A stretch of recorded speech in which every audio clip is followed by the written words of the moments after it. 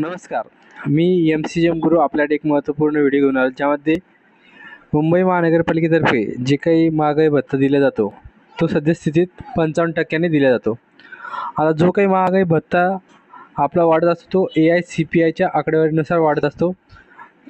सध्या मिळालेल्या माहितीनुसार जो काही महागाई भत्ता आहे तो जुलै 2025 पासून महागाई भत्ता जवळपास 3% वाढण्याची शक्यता आहे. ती आता ह्या महिन्यामध्ये डिक्लेअर होणार.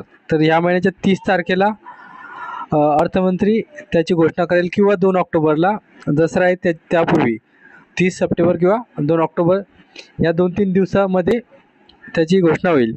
जेव्हा 3% महागाई भत्ता वाढेल तेव्हा तुमचा जो काही महागाई भत्ता सद्यस्थितीत चालू आहे 55%, त्यामध्ये 3% वाढवून तो 58% होईल. म्हणजे तुमच्या बेसिकच्या 58% तुम्हाला महागाई भत्ता मिळणार.